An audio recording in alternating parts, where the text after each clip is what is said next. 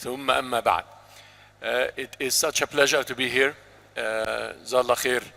Yani, Brother Nuru put a lot of responsibility on me and Dean, and I am honored to be introduced by the Sheikh as well. Zallah khair.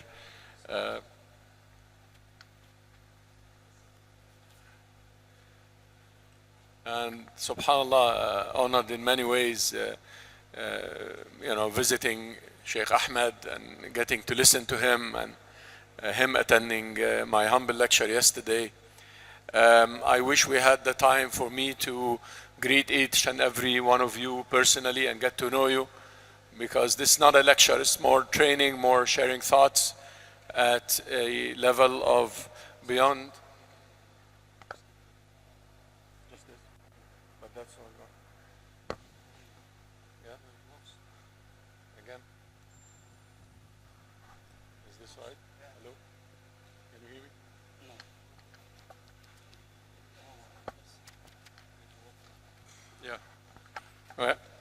Okay, so basically it really it puts a lot of responsibility on me. Jazakallah khair, Brother Noor. First of all, I was really amazed by the work that DIN does and the manuals and the organization. When I first received the Sharia intelligence to comment on it by email, I was really happy to see this, because this is much more useful than what we write in the field of usul and maqasid and so on, because it's hand-on, it's a training book, you see, and not everyone has the patience to grab a 400 or 500 page book and read, but when you have a training, you almost get every detail because you're trained with these details. And you fill out those tables and ask the questions and so on. I'm very happy to know that there is a second edition coming up, and that this discussion will benefit the second edition, especially the case studies. Because as my brother mentioned, when you study usul and maqasid, even fiqh, they cannot just be books. They have to be on the ground. They have to help something in the reality of the people. Otherwise, this is not what the Islamic knowledge is for, something philosophical only. We will get into a lot of ideas and a lot of philosophies and all of that. That is normal. But the important thing is how this is relevant to our context and how this kind of knowledge deals with issues on the ground. So when we talk about justice or rights or responsibilities, we are talking about serious issues where people are treated unfairly, and therefore there is a harm that falls on them, and therefore our theorizing on maslaha and justice and rights and so on will help them on the ground. And as people who work in da'wah, non-Muslims are concerned about these issues. It is such a, subhanAllah, it's very interesting that non-Muslims are concerned about the ethical issues when they want to deal with Islam. And what makes them go away from Islam is normally not the basic ideas of Islam. Not that Allah is one and Muhammad is his messenger. It is them seeing that Muslims have tyrants, and Muslims are not as organized or as clean or as civilized as non-Muslims, and therefore they have an issue, rightly so. So for us to represent Islam in a good way, we need to base our da'wah on these values, so that Islam becomes about justice and so on. We're not bringing Islam to human rights.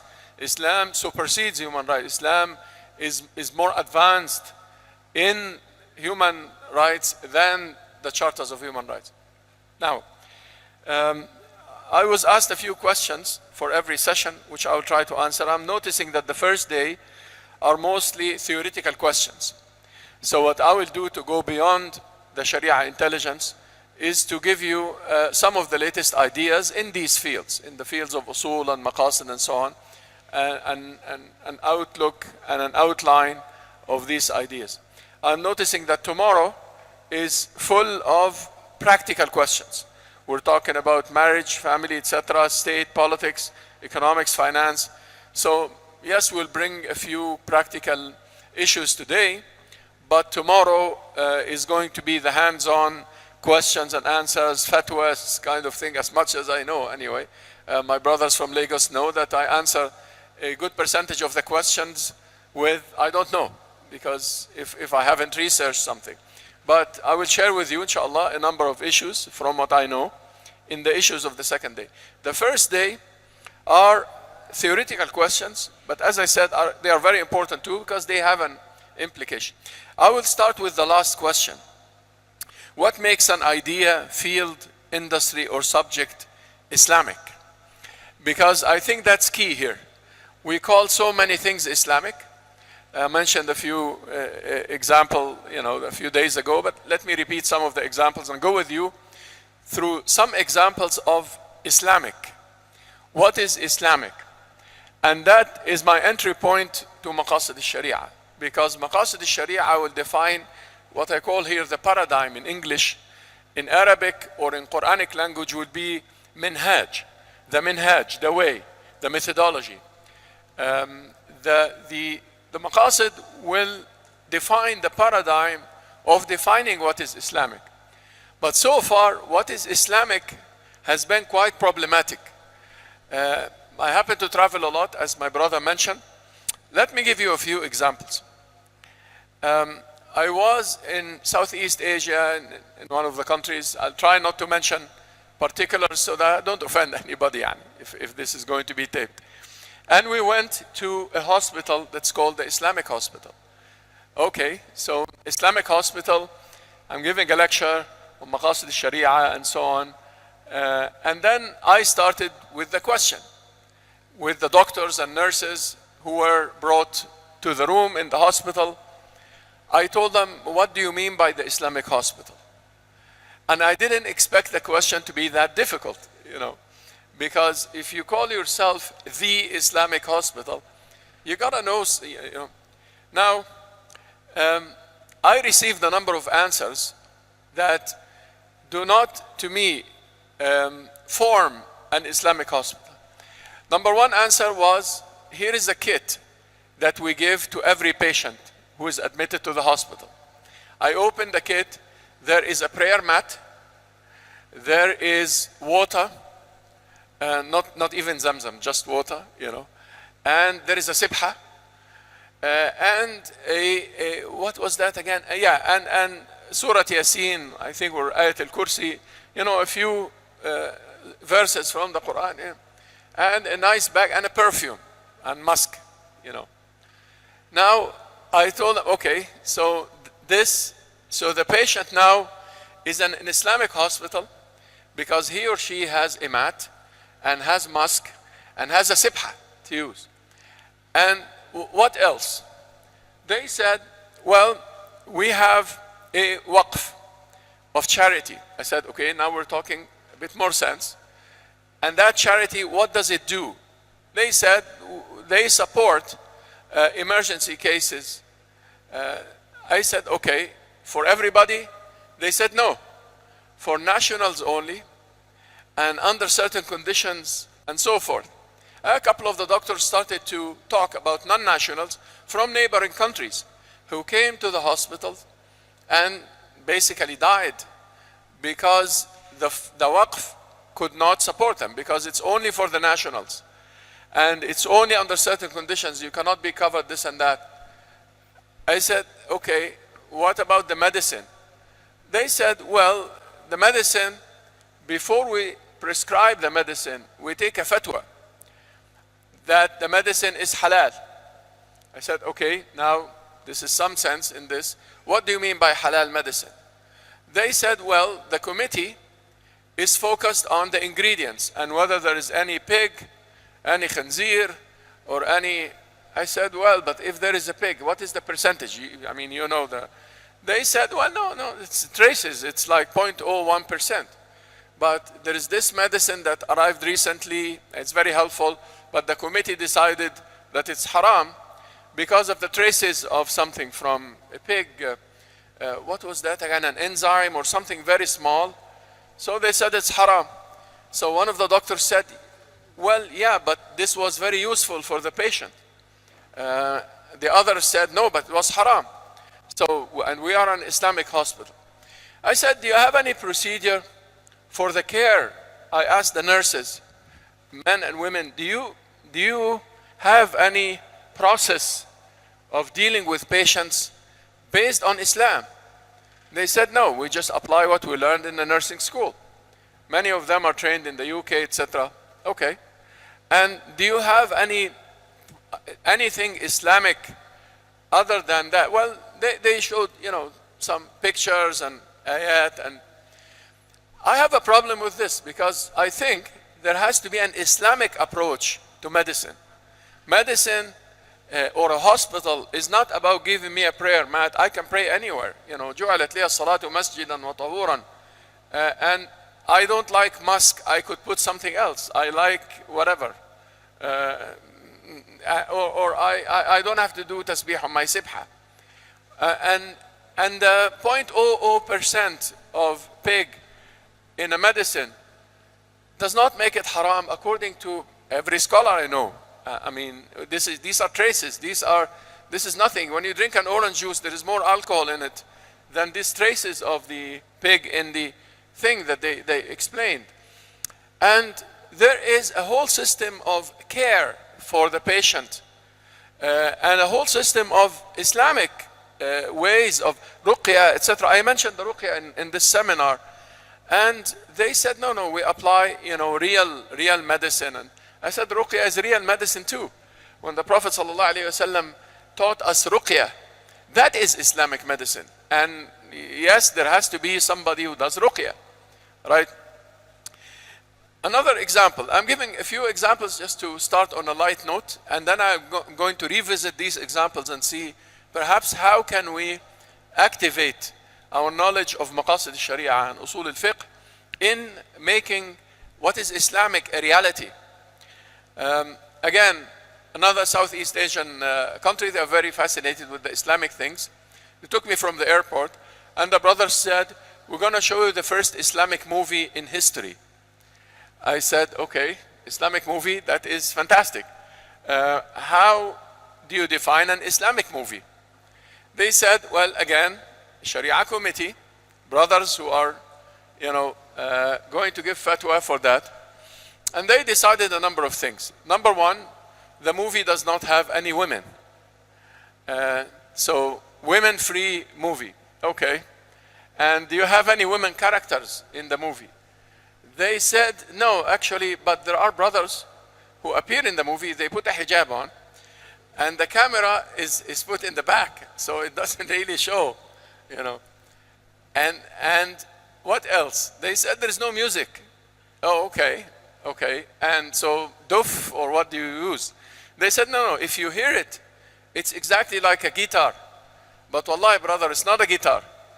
Like we made it out of kitchen tools and with our mouths and so on, but the music is really perfect. Okay, and what about the story? One of them said the story is not important. This is not what the movie is about, But what is said is all hadith sahih. Like we don't take da'if or hasan. It's all sahih. I said, well, it's hadith. I said, no, we show companions radiallahu anhum talking and all of that. Okay, do you have any success with that movie? They said we've been sold out for 3 months in Bangkok, to mention the city. I said, okay, so this is an Islamic movie in Bangkok that is very popular apparently, and that is how they define an Islamic movie. No consideration for the story. Obviously, I don't know what story is this, and no, I couldn't make it to the movie because it was so sold out. I wish I could. Inshallah, next time I will ask to see it. Now, movies are shaping the world, and entertainment is shaping the new generation. And yes, we do not have Islamic entertainment. Very, very few movies that we have. If you want to watch an Islamic movie, you will go get the Anthony Quinn's What the Message, and Omar al-Mukhtar, and what else? And I mean, you might watch this movie Mary that the Iranians produce, or maybe not, or the Omar radiallahu anhu, the series that they produced in the Arab world a couple years ago. But there is no Islamic industry for changing the world through entertainment, through films. And the issue is about no women and no music, well, hila for music and so forth. And that is not Islamic. Reminds me of the Egyptian actress who decided to wear hijab and not to act anymore. They asked her to act, so she decided to act with a hijab on, which is alhamdulillah. And then one of the scenes, she was in her home, so she had to show her hair, and she said, no, I'm wearing hijab and so on.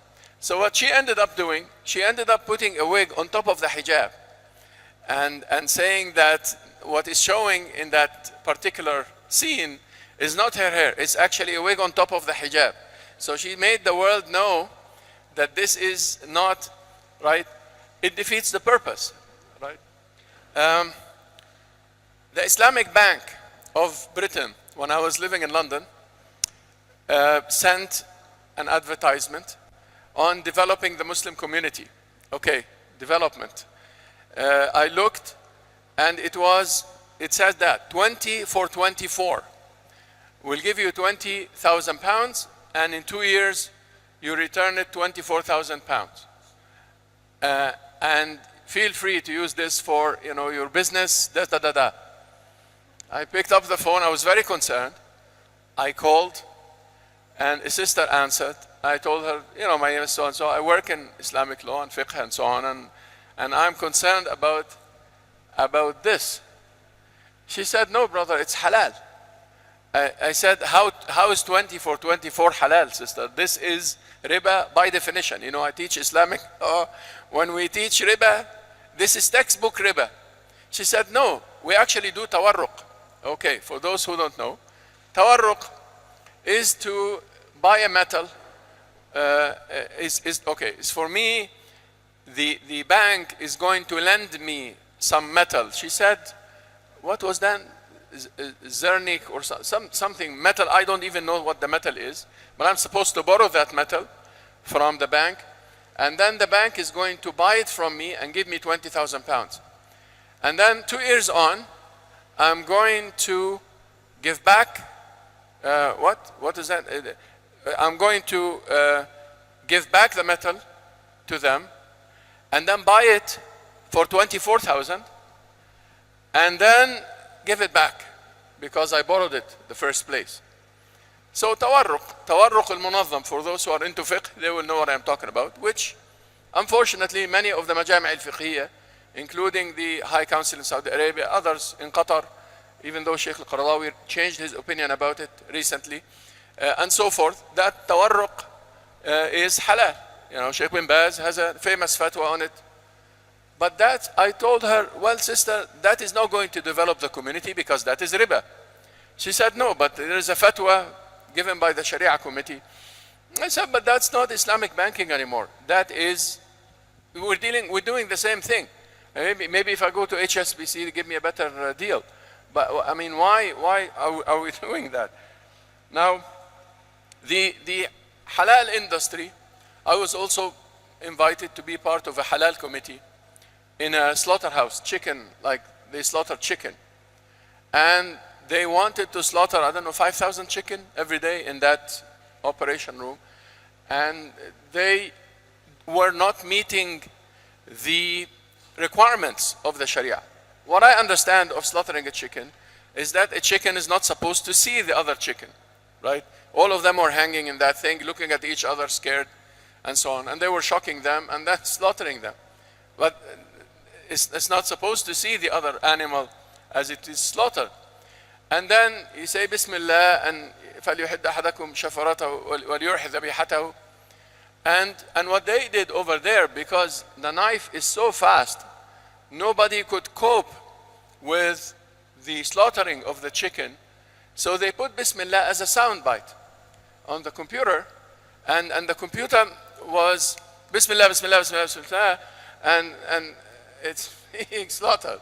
And this is the Islamic, halal, somewhere in Canada. I said, no, brothers, this is not halal, because they said, but there is a Bismillah and it's recorded by a Muslim. No, but that's not the issue. I am saying Bismillah before I slaughter something, because I'm taking permission from Allah to kill something. I'm not supposed to kill anything, but I'm killing that chicken too.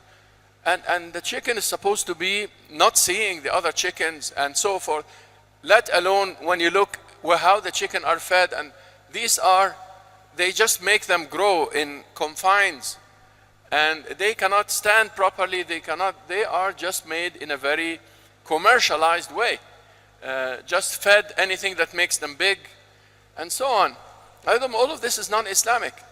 They said, well, but if we're going to go organic, and the chicken are going to be free range, we call them free range up there in Canada, and so forth, we're not going to produce 10,000 chickens a day.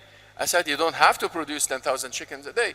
Or you hire enough people to do that. Said, well, it's not economically feasible, because the chicken in the market is, I don't know, $5. We have to compete with that. I said, no, we don't have to. So of course they got into some serious economic question on the feasibility of such a thing.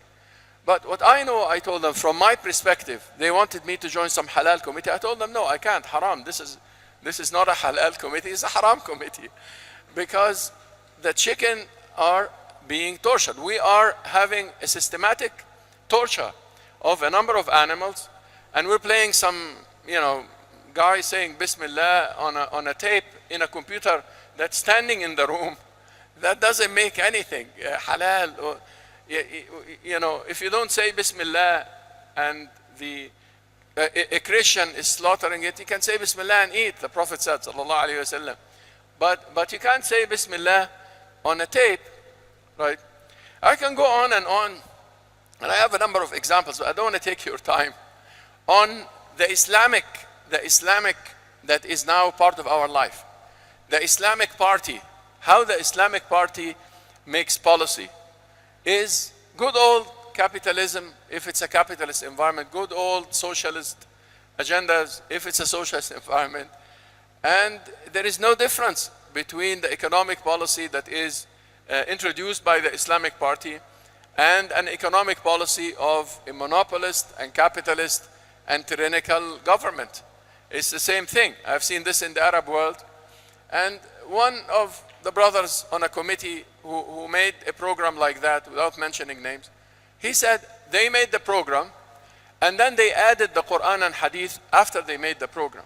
So he said, well, in every page we put, ayat and ahadith. I said, no, but the ayat and ahadith are supposed to be before the program, not after the program. And after adding ayat and ahadith, they brought the program to me, and to add maqasid, some maqasid.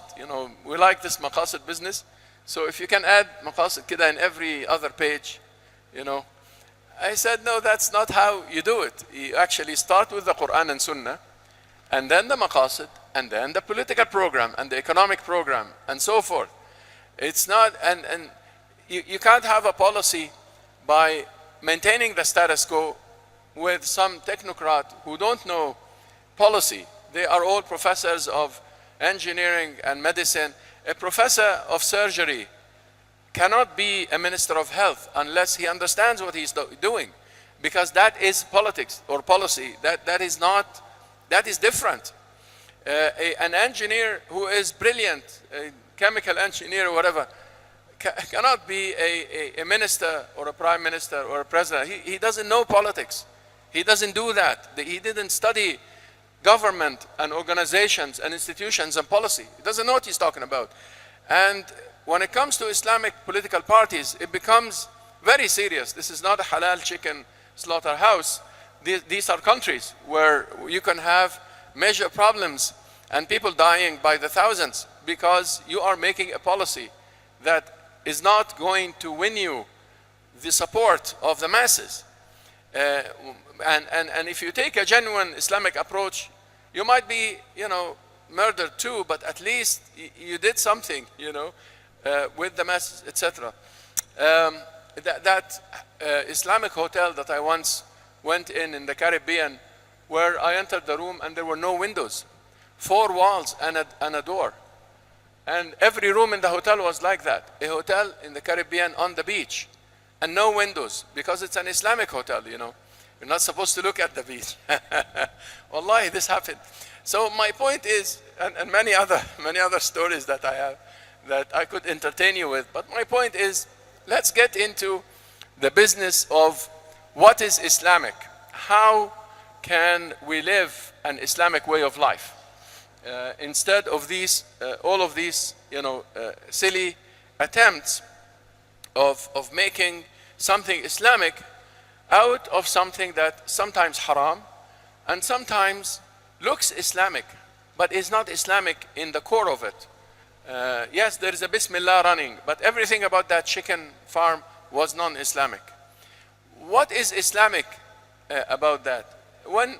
Here is the importance of the Maqasid paradigm, because Maqasid Shariah are the principles and the values upon which Islam is built. You know, that's what Islam is trying to achieve in the world. Sharia, as you know, if you have studied that, عدل كلها ورحمة كلها وحكمة كلها ومصلحة كلها. Sharia is all about justice and mercy and wisdom.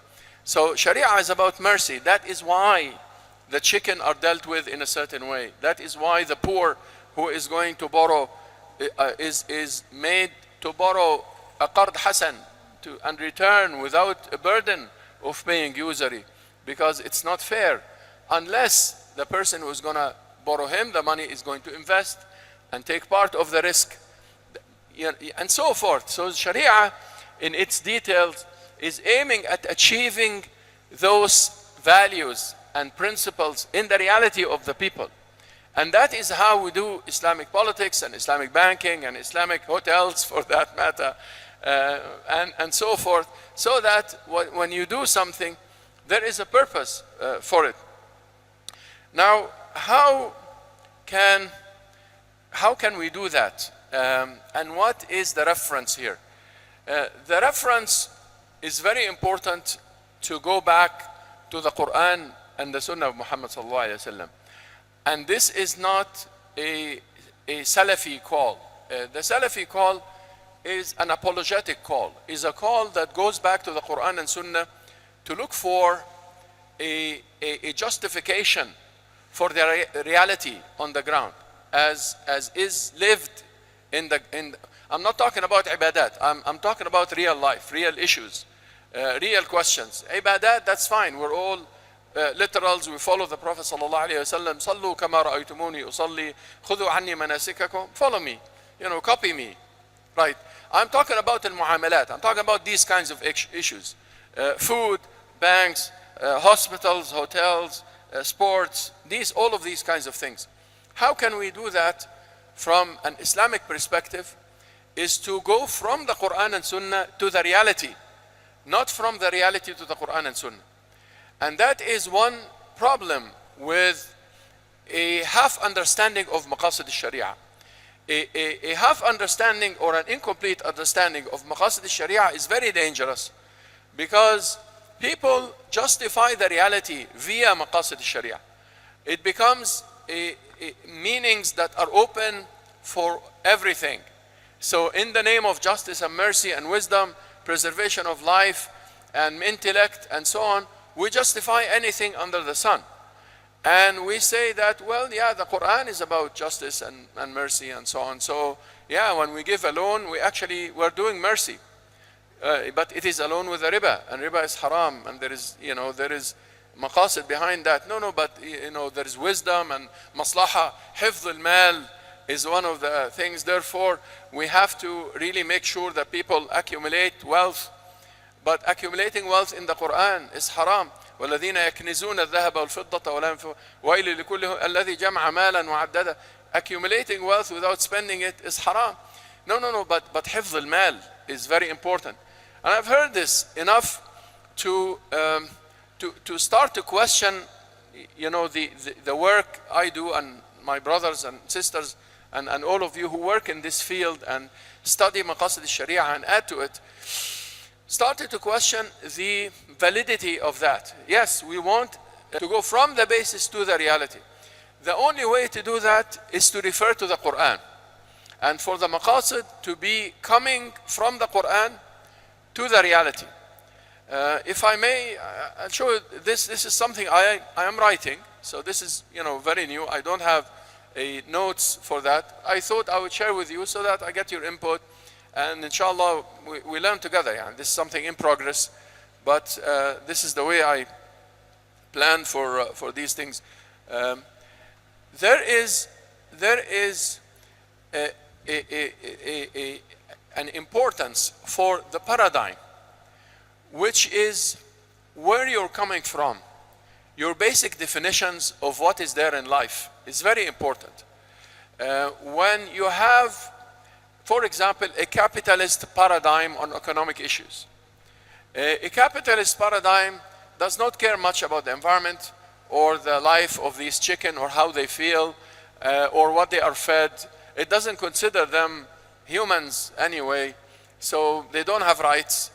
It doesn't even consider that humans have rights, most of the cases, unless they are rich, etc. It's like the pure capitalist paradigm, vicious paradigm, that is trying to make as much money as possible, and therefore the chicken or whatever are not going to be treated in any way that is less than efficient.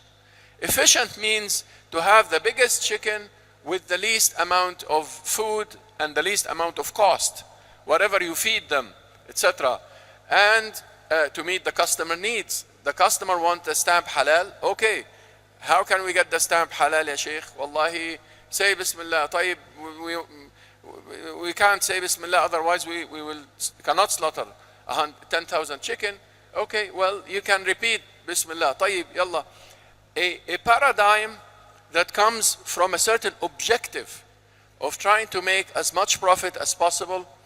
A paradigm is made out of a number of elements that build a minhaj, a way of looking at life. The Quran teaches us a way to look at life. And the Quran is where the Imams of fiqh came from. And the Quran is where the Sahaba came from. And the Quran is where the Prophet ﷺ came from. But the Prophet is a special case because he received it as wahi ﷺ, and his ijtihad is Sharia. Otherwise, everybody after him, their ijtihad, as you know, is not Sharia, it's fiqh. And it's just a matter of trying to understand. And in most of these issues, they differ because they have different ijtihads and so on. We have a crisis of reference here. What are we referring to when we say what is Islamic? And we have a number of approaches. One of them is the history of practices. But the history of practices is not Islamic unless it is compliant with the Quran and Sunnah. Like, for example, we have a long history of tyranny, especially in the Arab world. I'm not sure about the history of this part politically. I've read about Timbuktu and about the kingdoms that were here before, and I know how incredible the history was. But we had a history, especially in the Arab world, of tyrannies. After the guided Khalifas, the Islamic Khilafah converted into an empire in the Roman or Persian sense, where the emperor sits in a castle and the emperor controls everything about the ummah and what they do. And the emperor is not fair.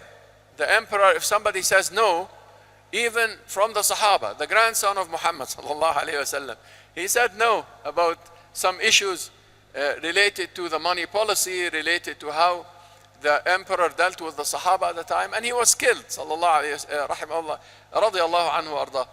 And Abdullah ibn Zubayr, for another, somebody who said no, Muhammad Nafs Zakiyah, a couple generations after, etc. So anybody who stood up and said no, this is not how. Umar radiyallahu anhu, when the person told him, we are going to advise you, he said, what if I don't listen?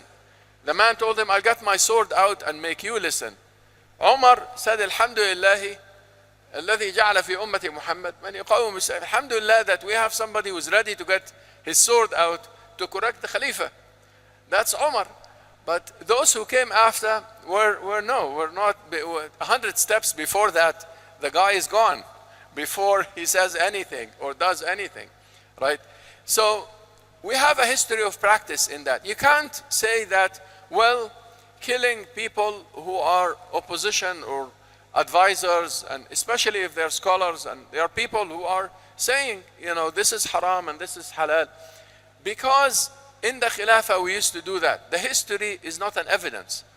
التاريخ ليس دليلا, So you can't really quote history for evidence because history is right and wrong.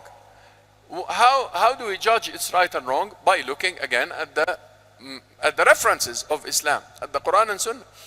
Now, the history of architecture and art is good and nice, but it's not art for today. We're talking about a movie. This is new. We cannot say that an art is only the arabesque and the calligraphy and whatever we inherited from our great civilization, because we have to produce art for today. And it's not enough to say that I am going to go back in history and make a nice calligraphy or whatever for Islamic art, because yes, this is one kind of Islamic art. But there are so many shapes and forms of art that we haven't examined yet. And what we do is we rely on others. And others put in their art their value systems and everything they do that is right for them and so on. And our children are growing with a very different paradigm that is not Islamic, because they rely on other people's art and other people's entertainment and other people's fiction and literature and so on. So if they read enough literature and fiction, the child is lost, because the child is going to be, his mind or her mind and her heart is going to be full with a different paradigm, a paradigm that views society in a different way, relationships in a different way, family, etc. Anything is going to be given through the fiction and literature and so forth.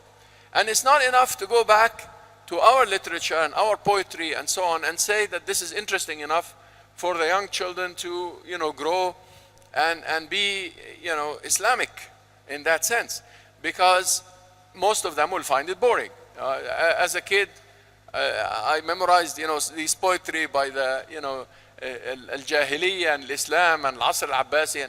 I was interested in Arabic poetry, but not every kid is like that. Not every child is interested to memorize our history. So we have to come up with something for today. The practices of the past, the kinds of companies, the kinds of farming and whatever deals, al-mu'ajara wal-muhaqala and these things, they are not necessarily how we do these transactions today. And we don't have to twist what we have today in order to fit in the past. If the environment is very different and the currency is very different and so forth. But we have to come up with something creative, something in between, something that meets the needs for today, but goes with the Islamic values and the Islamic maqasid and the Islamic paradigm, and it's not other people's paradigm and we're apologizing for it. Politics, we cannot seriously think about khilafah and al-ahl al-hall wal-aqd and al-qudah, because this is gone. We are, in the most part, politically very weak nations, occupied nations. We don't own our decision except at under certain ceiling. We cannot seriously talk about a khilafah now. And I'm asked this question here many times and all over the world. Can we have a khilafah? Of course we can, but how? The question is how, we can't even have a nation state. We are still pre-nation state. Like to talk, a little bit critical of ourselves as Muslims. Nation state, as the Europeans defined it, we don't have rule of law as is defined in a nation state, and we don't have, separation of powers as a proper nation state has, and we don't have governance and so on. As we're still pre what the Europeans call a nation state. So to think beyond that, or to go back in the Khilafah, what do you mean by that? And so forth. So the history of practices is not a reference for us. Whatever practices that we had is not a reference. Let me take another step, that the history of interpretations is a reference in a sense, but it's not a full reference. In the sense that not every interpretation in the past and not every fiqhi rule in the past applies in the present. The present is a different story because it has a different reality on the ground. Not every fatwa that has to do with the previous issues, financial issues, let's say, applies verbatim because the reality is different. The reality is different, and therefore fiqh has to be reinvented, reimagined. Ijtihad has to change in a number of issues. Imam al-Shafi'i, as you studied, he was in Al-Hijaz and he learned certain things and applied certain things when he was a student of Imam Malik. When he went to Egypt, he changed a lot of his fatwas, to the extent that when you study fiqh al-Shafi'iyya, I studied fiqh al-Shafi'iyya as a kid. When you study fiqh al-Shafi'iyya, you have two opinions almost in everything. Al-Qadim wal-Jadid. You know, the old opinion and the new opinion. Why? Because Imam al-Shafi'i, with a difference of 10 years, just living in Egypt, he realized that things are different. From the water and its sources and so on, to use of gold and silver and all of these issues that we spend months studying and so forth, and let alone the issues of dealings and customs and al-urf and its impact, and many things that made him radiallahu anhu change a lot of his ijtihad because of the new environment. Now this is not 10 years difference and just crossing the Red Sea. This is centuries of difference, and we live in a total different planet today that has very different things. If any of them comes to our planet, they will think that they dropped on a different planet. This is not Earth anymore that they knew, right? And therefore, the history of interpretations have to be taken as a history, unless it is something that is fixed in Islam. So, al-khamr haram, intoxicants are haram for every place and time, right? But the types of intoxicants are changing. We have to keep up with this. The riba is haram, usury is haram, but the types of usury are changing. Now I showed you one Islamic kind of usury that you know the ulama, some of the ulama gave fatwas for. The history of interpretations have to catch up with the reality on the ground, unless it is something which is one of your questions here, of the fixed matters of Islam, and I'll come to that. The fixed matters, the issues of ta'abbud, the issues of thawabit. What are the thawabit in Islam? What are the fixed matters? And what are the variable matters? This is a very important question. So that when we make da'wah, or when we understand Islam for ourselves, or when we build the curriculum in a school, or we fix the fixed matters, and we keep the changeable matters up to the space and time, so that people do not think that we are forcing them into something that is changeable. If it's something according to the custom, you know what people wear to cover their awrah is according to the custom. I'm wearing an Arab thobe because I'm Arab. You're wearing, but what you're wearing is nicer anyway. So, mashallah, my brother is making me one of those, so I'll wear it, inshallah, when it arrives. But it's not part of Islam. So if you go to an Arab and tell him to convert to Islam, and they tell you, okay, what do I have to wear? And then you start giving him what you wear. That's not what Arabs wear, or an American for that matter. We suffer from that a lot in the West, where many brothers and sisters for that matter, they convert to Islam and they wear something that doesn't belong. You know, sister, yes, you can cover your hair, but you need to wear something that is different from what Arabs wear, because otherwise it's very problematic. A brother, I remember a Canadian who converted to Islam, a white Canadian friend of mine, a long life friend, and he started to wear a thobe exactly like that, white, like that, and walking in the streets of Toronto. And of course, he got all sorts of abuses from people That was back in the 90s. And then once a guy told him, go home. So he came and he was very upset. He said, where is home? This is my home. Why is he telling me, you know, and he's obviously a white guy, you know. He was very, this is where I live, you know, where I belong kind of thing. So I told him, brother, because you're wearing a carnival clothes. Like this is not, this is not Halloween. This is, you know, the normal thing. He said, no, but this is the sunnah. I said, no, it's not the sunnah. He said the Prophet ﷺ wore, you know, an izar. I told him, yes, so did Abu Lahab and Abu Jahl. They didn't wear jeans or cowboy hats. They wear an izar and amama. Of course, that's, you know, that's what Arabs wear. And he said, I want to make a change in my life. Okay, I told him, now we start to make sense here. That, yes, you want to change your life. He changed his name, he changed whatever. And he didn't have to change his name. It was not a wrong name or any of that. I said, brother, yes, but you are giving an impression that Islam is an Arab religion, is something funny that you have to. And then in the winter he would wear this, and of course he would freeze in minus 20 degrees and minus 30 in Toronto. So he would wear his snowsuit under the jalabiyah, you know. So I told him, you're wearing a snowsuit anyway. I mean, you're wearing something. Why do you have to wear this, you know?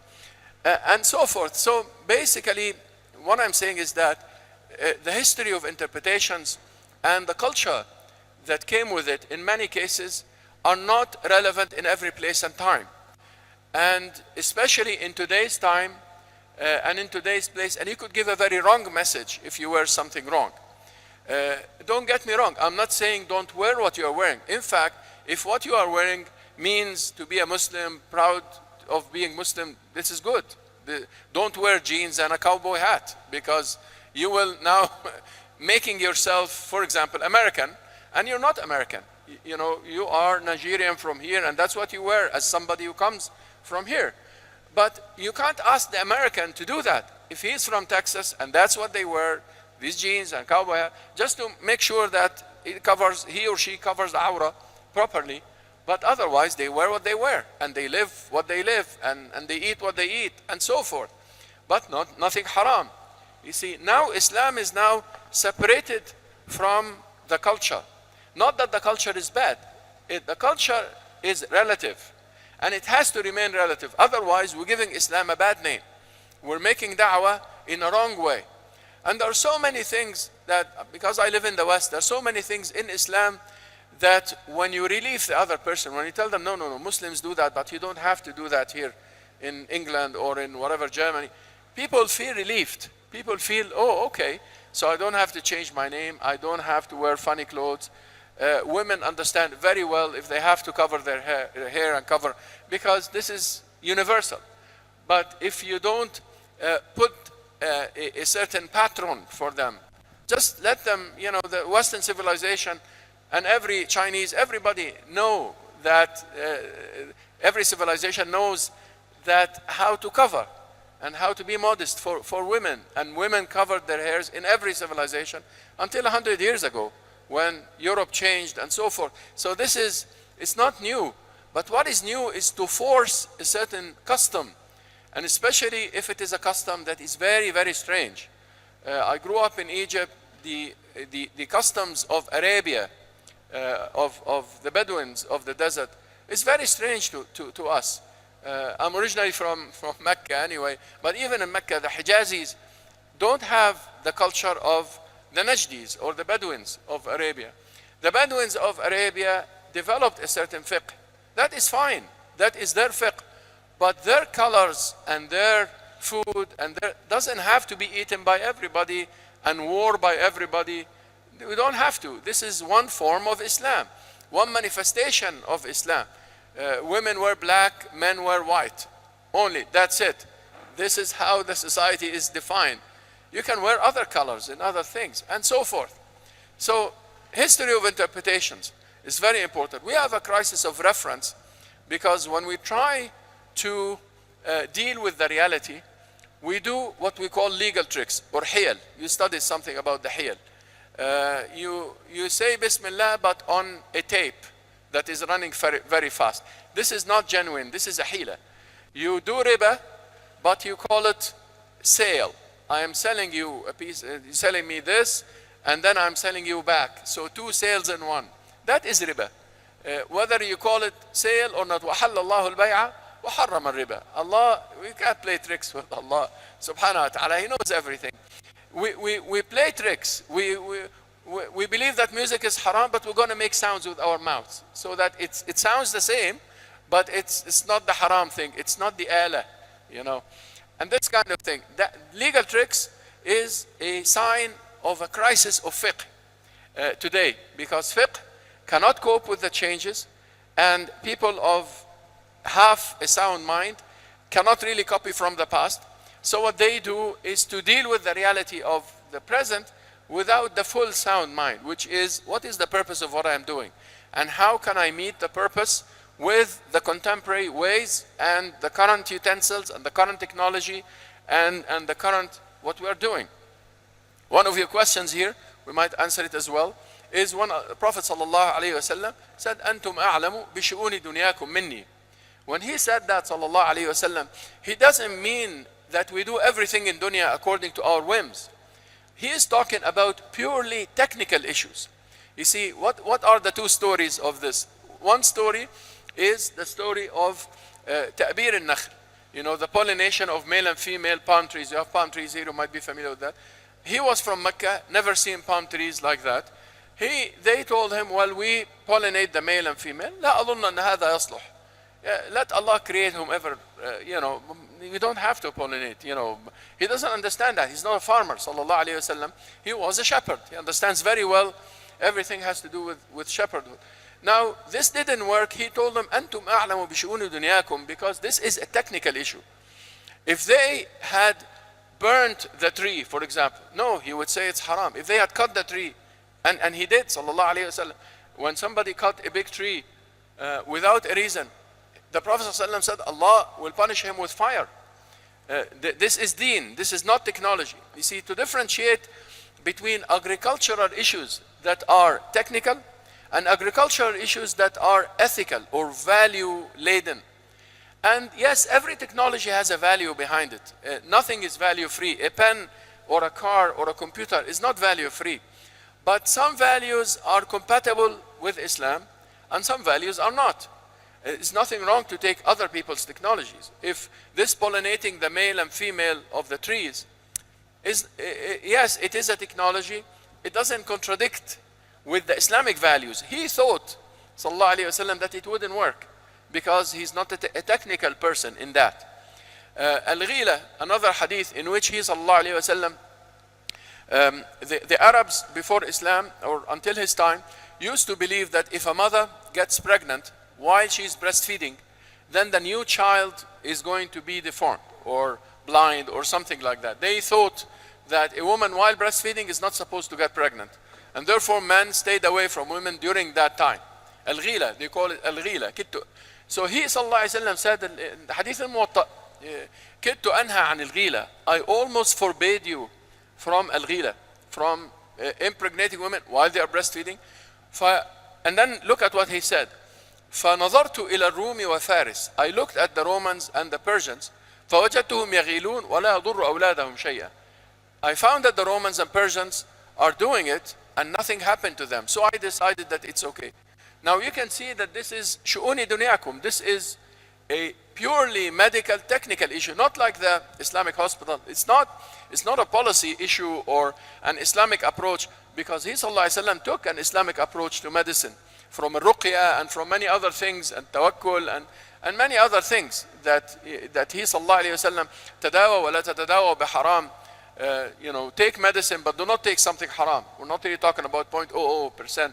We're talking about something haram like alcohol or whatever. So he, sallallahu alayhi wasallam, did have an Islamic approach to medicine. But when it came to the technical issues, he said, well, let us look around, see experimental logic, kind of logic, where he said the Romans do it and nothing happened to their children, so we might as well do it. It's not, I'm not going to forbid you from that.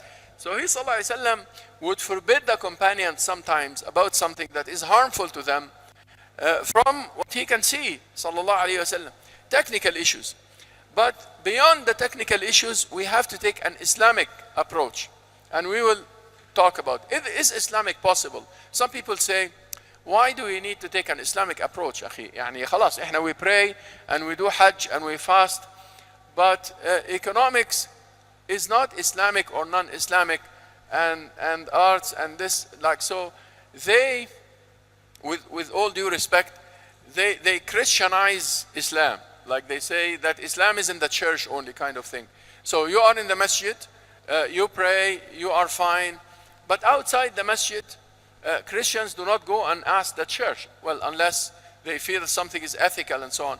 But that is very, very small in their approaches. I haven't seen Christian approaches to economics or politics and so on as we see in Islam. Because Islam is by definition a different religion, is in terms of the approach to these things. Of course, they carry their Christian values.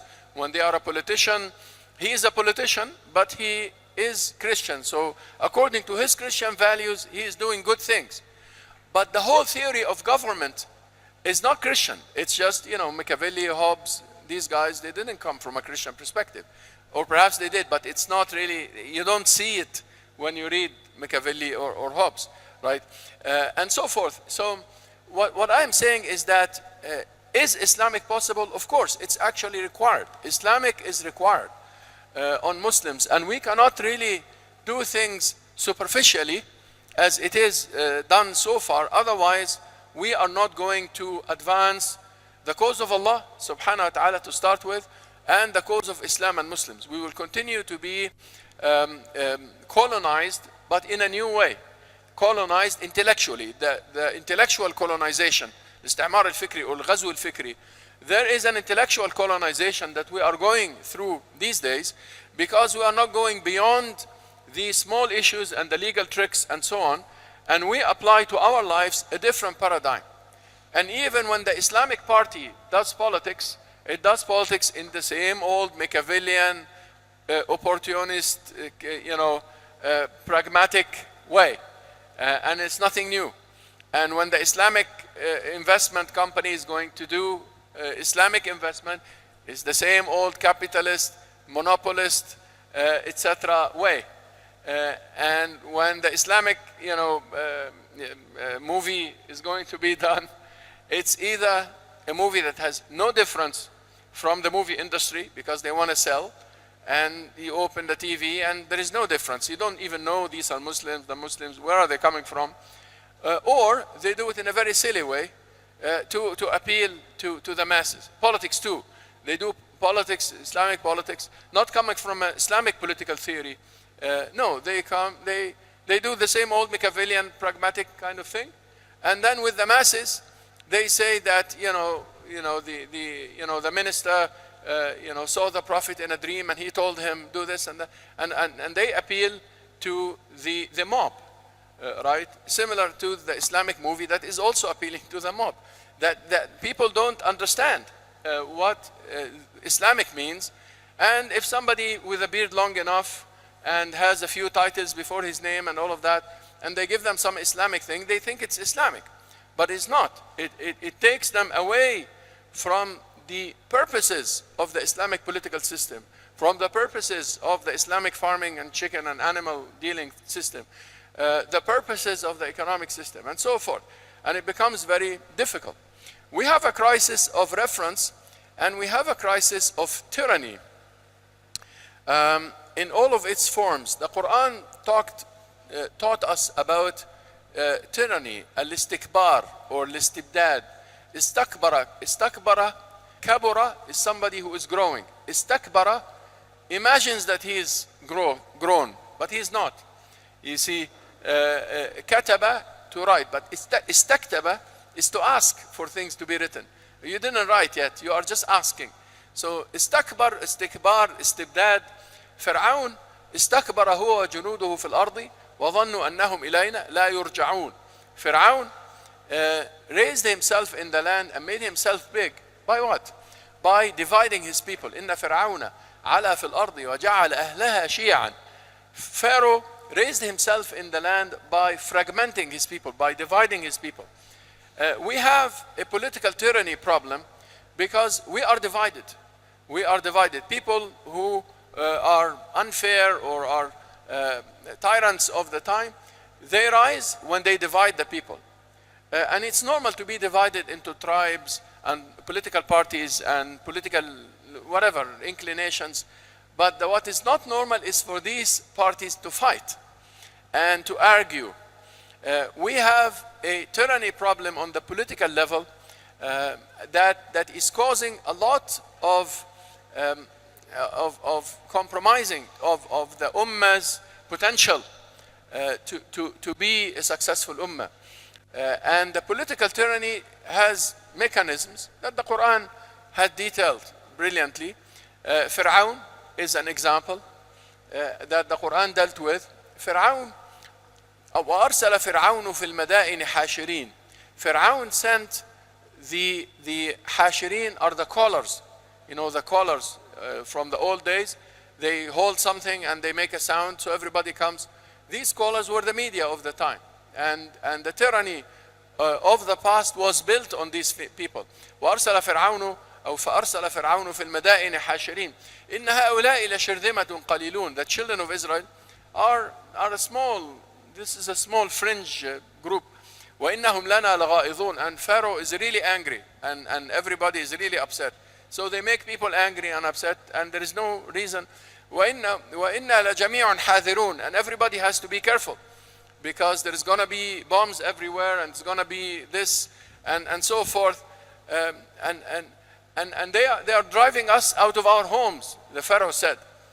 Musa sallallahu alaihi wasallam did not tell him, go out of your home. Musa told him, just give me the children of Israel and I'm going to go back to Sinai. I will take them and leave. Don't kill them. I will take them and leave. That's what he said. So Pharaoh changed that into, oh, he wants to kick everybody out of their homes so that the children of Israel take over Egypt and Islam takes over America and whatever. The Ikhwan take over the Arab world and these kinds of things in order for people to get. So we have a political tyranny problem because that is causing a lot of losing a lot of potential.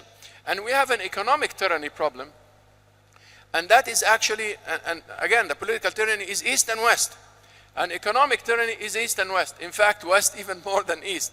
Economic tyranny is when Allah subhanahu wa ta'ala said, كَيْ لَا يَكُونَ دُولَةً بَيْنَ الْأَغْنِيَاءِ مِنْكُمْ. So that money does not only circulate amongst the rich. We have that. We have the top 1% that controls the economy in every economy. East, West, national economies, you know, whatever, international. 1% control the economy, and then you have 5, 4, 9% who are serving that 1%, and therefore they form some sort of a middle class. And then you have somewhere between 90 and 70% under that who are just living, day to day, every month. And poor things, they take loan to finish their university education, and then they go work, and at the end of the month they make another salary, and at the end of the month, and they're generating billions, but the billions are going somewhere else. They're going to the top 1%, and the top 1%, the crumbs go to the bottom 9% under the 1%, and then the 90% don't even have the crumbs. The 90% are just going around in a vicious circle. Economic tyranny is a crisis, and there is no other way of breaking this crisis except with Islam, because no political party is going to be strong enough anywhere in the world to break the economic tyranny unless Muslims stand up as an ummah and start to say, well, no, this 1% business is not Islamic and is not fair, and we have to, and at least the 1% people give their zakah. You know, if these billionaires, and I don't know, trillion is becoming now a number everywhere. So trillionaires, until they start to give their share, it's not going to work. And their share is 2.5%. 2.5% from trillionaires only if they pay zakah. Let them continue to steal. But if they only pay zakah, it's going to be a very different world. So the economic tyranny, the religious tyranny as well. وقارون وفرعون وهامان. Allah subhanahu wa ta'ala mentioned the trio. فرعون وقارون وهامان. وفرعون وهامان وقارون. Sometimes starting with Qarun, the billionaire of the time, and sometimes starting with Fir'aun. But Haman was the, Kahin al-Ma'bad. Now we know from Egyptology that Haman, actually during the time of Ramses and Musa sallallahu alaihi wasallam and so on, he was the high priest. He was the higher priest of the time. He worshipped the Pharaoh and ordered people to worship the Pharaoh.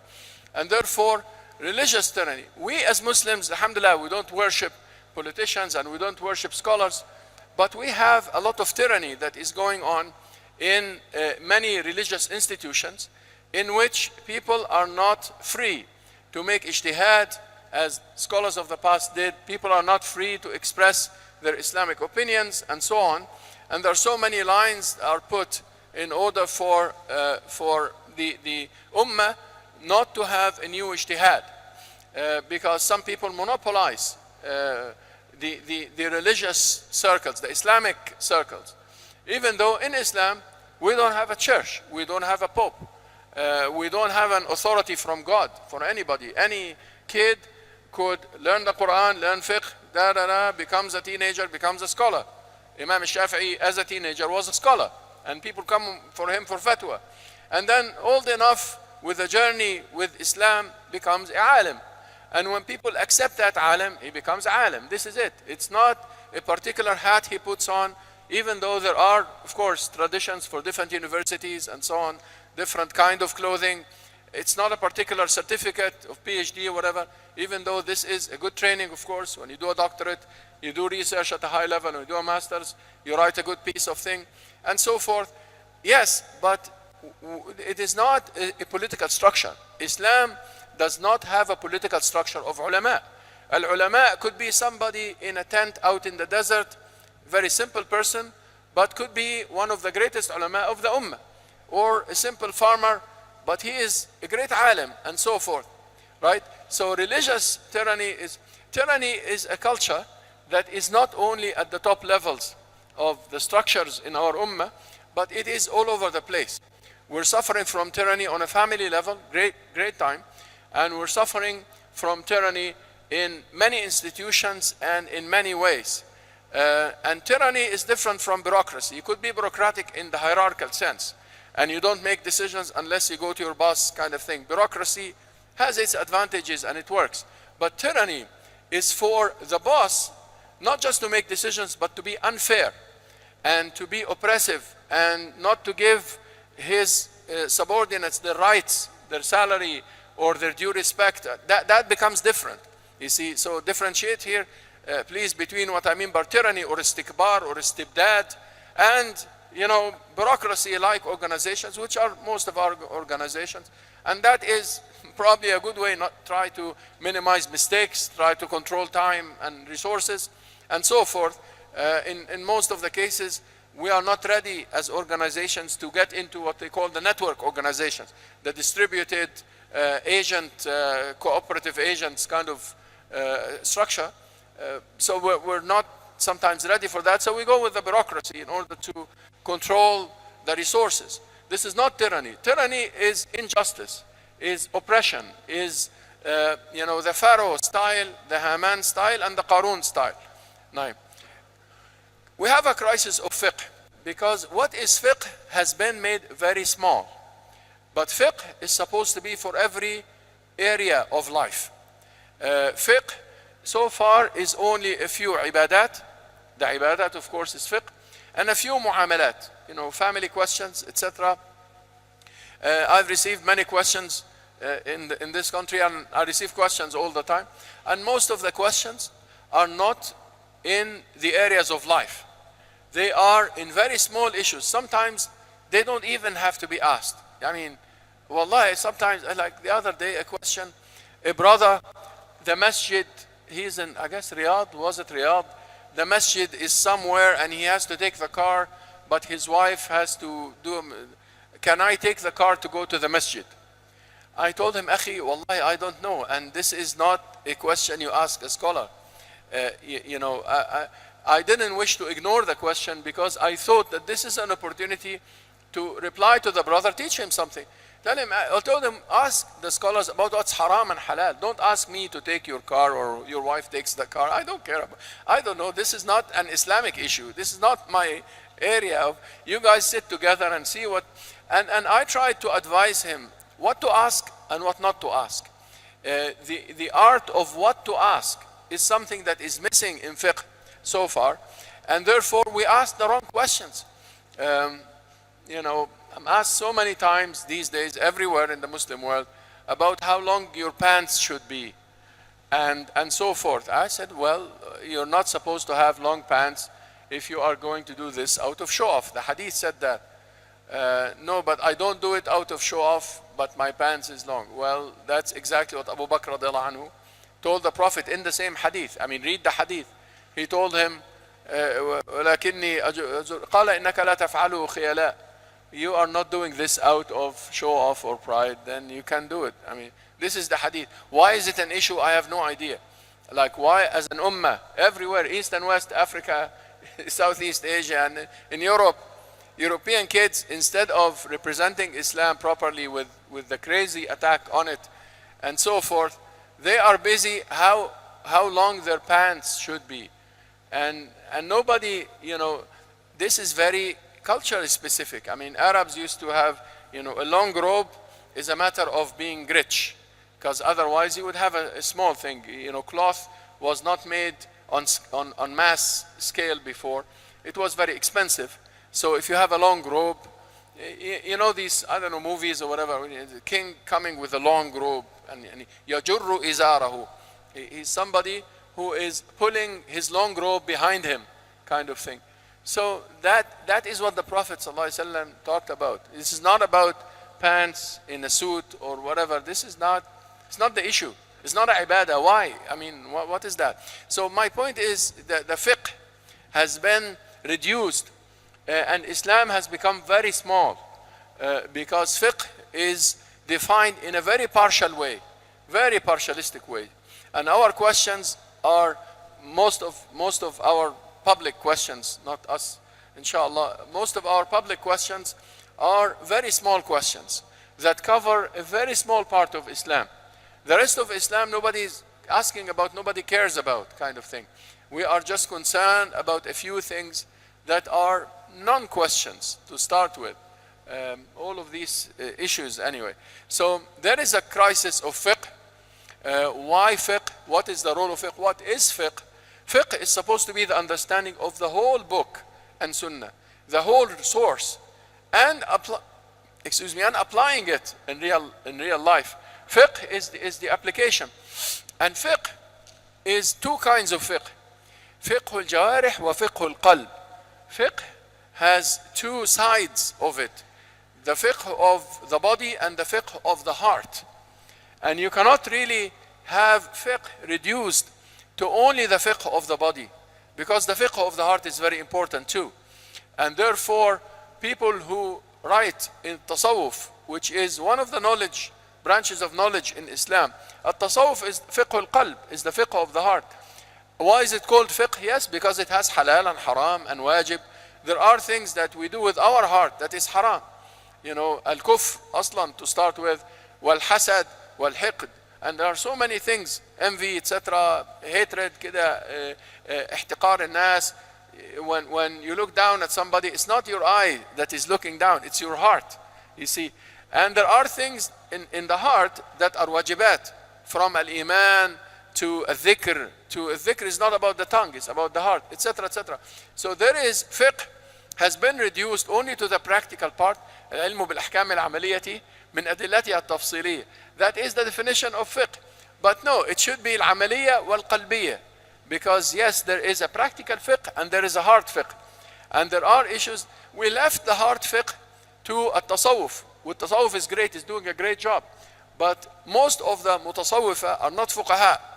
So sometimes they don't give fatwa as the old scholars of the time were Sufis and fuqaha. You know, al-fiqh, fiqh al-jawarih wa fiqh al-qalb. I write, as some of you know, on Ibn Ata'illah. I have a special interest on one of the imams of fiqh al-qalb, Ibn Ata'. But Ibn Ata' was an imam of the Maliki of his time. So he was a faqih in the Maliki sense, full faqih, and he has books on fiqh al-amali, the practical fiqh, and he also is faqih with the heart. Ibn Taymiyyah has fiqh, fatawa and so on, but he has many of those fatawa about the heart. Ibn al-Qayyim even more, and so forth. So any imam of the past was not only a practical imam, he also had fatawa about what do I do with the heart? How do I love and hate? How do I avoid? My heart is very dry. Even in the hadith, they refer to that. They refer to hadith in Nabi sallallahu alayhi wasallam, because the Prophet sallallahu alayhi wasallam answered questions in both areas, not just in the practical areas. How do I have a softer heart? The Sahabi who came and told him, when we sit with you as if we see Jannah and Nar, and then when we go, we forget. How do I deal with forgetfulness? How do I do dhikr? How do I concentrate in my prayer? How do I fast properly? How do I, and so forth. And every ibadah and every muamala has a body side and a heart side. As-salah is not only with our bodies, it's also with our heart. And as-zakah is not just giving the money, it is giving the money with a smile and so forth, and without al-mann wal-adha. The Quran doesn't leave any ibadah unless it gives you the heart side of it. So fiqh is reduced to the practical issues, and the practical issues are becoming very small. Islam is much wider than that. Practical issues are for every walk and area of life, and fiqh al-qalb is a major part. Who is a faqih is also a crisis that we have, because we reduced the fuqaha to a number of people who give themselves particular titles. We have a number of problems in this who is a faqih crisis. First of all, many people become faqih by studying fiqh by 2 or 3 years or 4 years or whatever.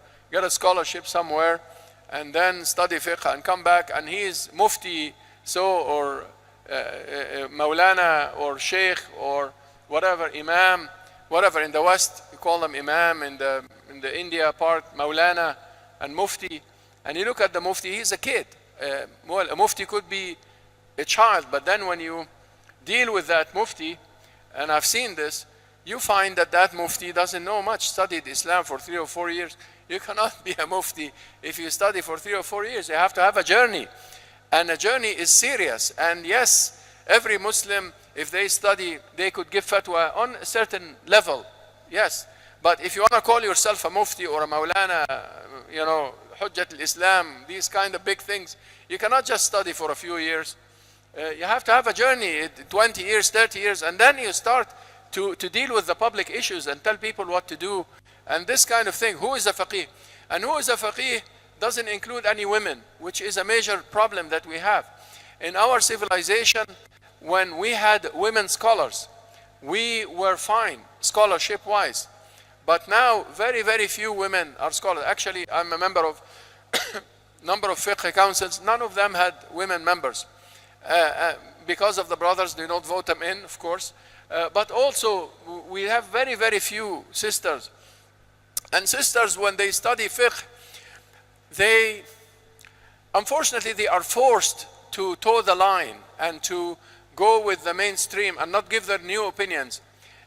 Even though many of them, and I had a number of female students, you know, writing thesis on fiqh and all of that. Women, I noticed, have something to add genuinely in fiqh on a methodology level.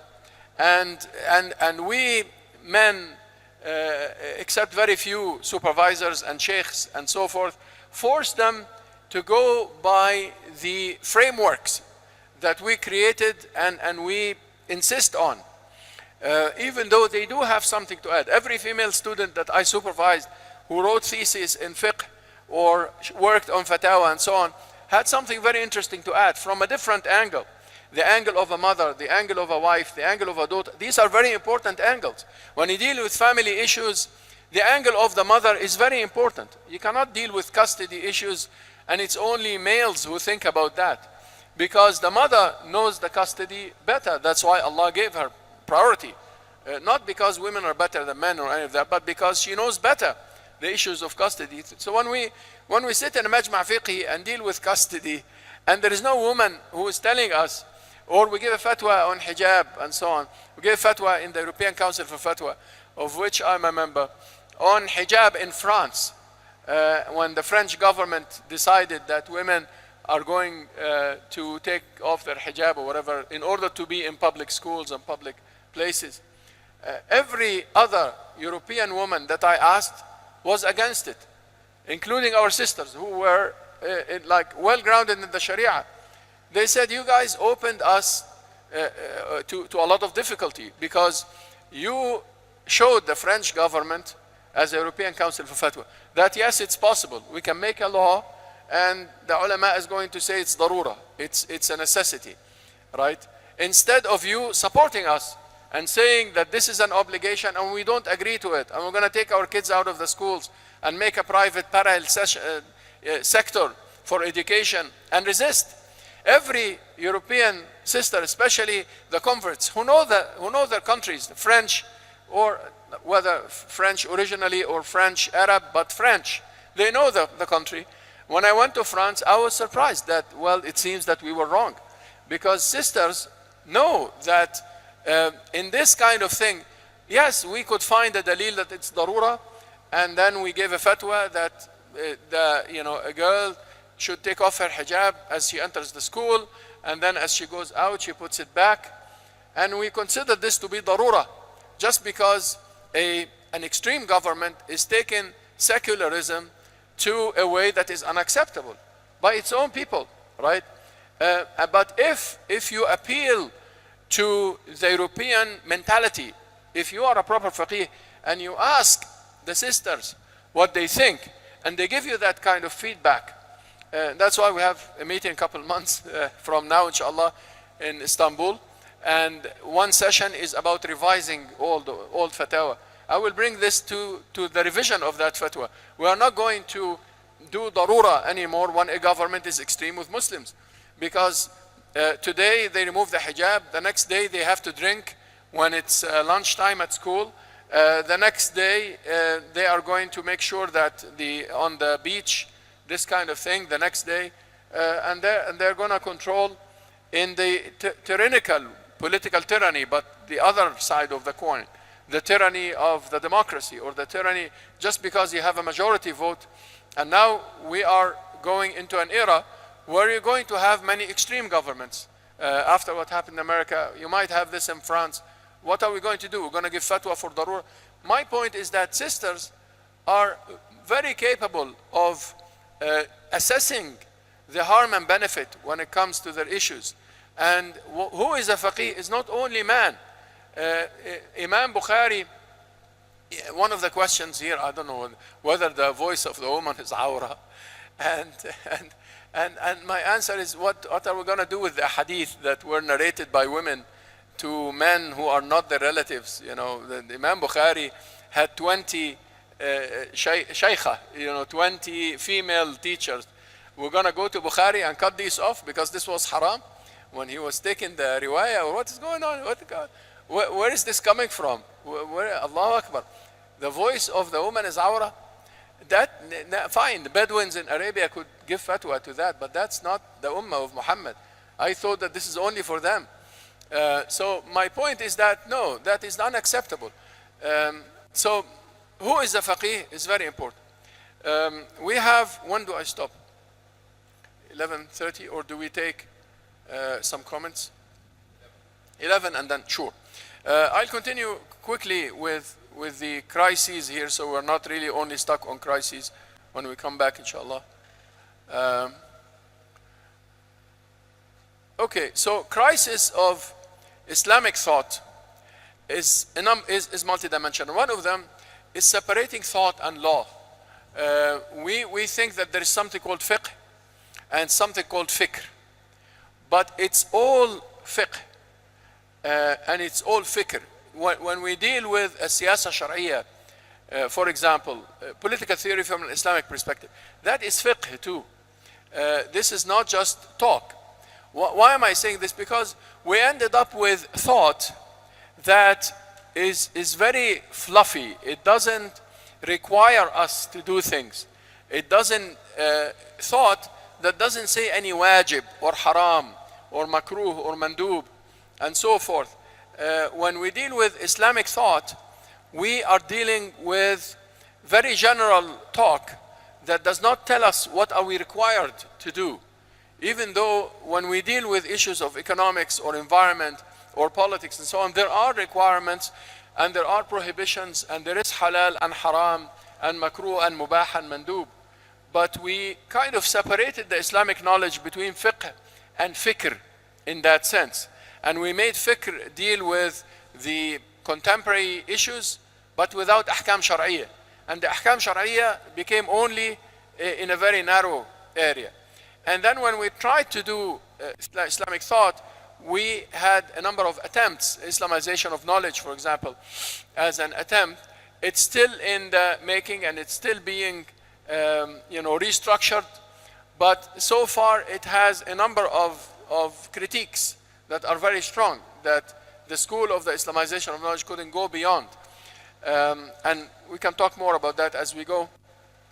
Crisis of Islamic education, as I mentioned, an Islamic school I didn't tell you the example of the Islamic school that is just replacing the national anthem with an Islamic nasheed and is doing very superficial Islamic things.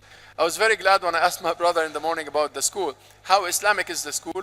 I heard an answer, an answer about curriculum, not about putting Bismillah ar-Rahman ar-Rahim very big on the wall, and the issue that we have in the Arab world that they don't do the national anthem. They have to do نحن الذين بايعوا محمدا and all of that. And that becomes problematic because not creating an Islamic school doesn't mean that you negate being part of a national system or whatever, and all sorts of issues. And Islamic education has a problem on a number of levels that we can talk about later. It's not my issue in this training. And the crisis of Islamic institutions in terms of management, in terms of many things, you are aware more than me of that. Crisis of Islamic movements in terms of what they mean by reform and what they mean by the Islamic State. If they want to bring an Islamic State to the state, what do they mean by that? What is Islamic in a state that you want to bring? Between those who say, no, a state is a state, it doesn't have to be Islamic, and those who say, no, Islamic State has a particular way of doing things. What is that? There is a big crisis of the Arabic language, which we will talk about when I come back, because you cannot really do this kind of reform without knowing Arabic terminology, at least. Not necessarily the language, but at least the terminology. So use what the Quran used.